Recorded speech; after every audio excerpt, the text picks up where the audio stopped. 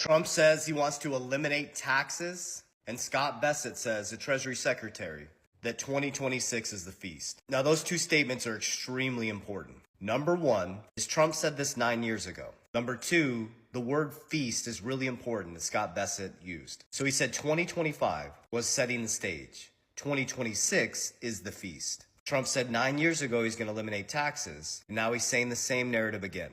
So what we need to understand is how to navigate this. You don't need the next best crypto, the next best investment. You need to understand the word feast, famine. Over 200 years, there's been 30 massive market collapses. You need a system, not the next best crypto, not the hype, not the hopium, a system. Because just like Scott Bessent said, he set the stage for the feast. You need to understand economic cycles. Now remember, before 1913, we used to tariff other countries. Then after 1913, going into 1915, the 16th Amendment, making income tax constitutional, was designed to tax the wealthy, but it bled down into the middle class and the working class. And so since 1913, the Federal Reserve, which is a federal nor reserve, has collapsed our dollars 96 to 97%. We stopped tariffing other countries and started taxing our own people, which put us into a monetary debt enslavement system. So now Trump is stating he's going to eliminate taxes. He said that 9 years ago. I wouldn't bank on any of this stuff. I would prepare. Don't wait for saviors.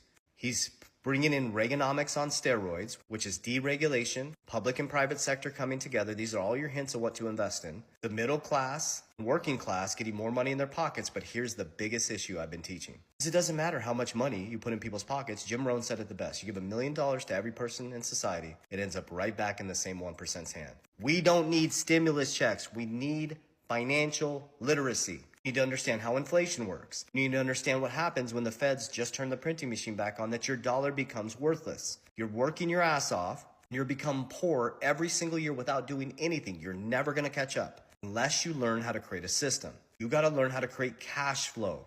If they eliminate taxes or put more money in your pocket and they start giving you stimulus checks, you better learn how to invest because your dollar is worthless. If they lower taxes and they lower interest rates and they print a shitload of money, you actually become poorer because the dollar they're giving you becomes worth less and they're taking the printed money and investing in assets. It's not by chance that Trump Media is climbing up in the top 10 in Bitcoin treasuries. It's not by chance that American Bitcoin, Eric Trump, is one of the fastest growing Bitcoin treasuries. It's not by chance that Strategy B is the #1 Bitcoin treasury and BlackRock is the #3 holder in their Bitcoin treasury company, Strategy B, and BlackRock is the #1 holder in Bitcoin. Now, I'm not saying you have to invest in crypto. What I'm saying is you have to learn how to beat inflation. What assets will beat the devaluation of your currency? Why do you think gold,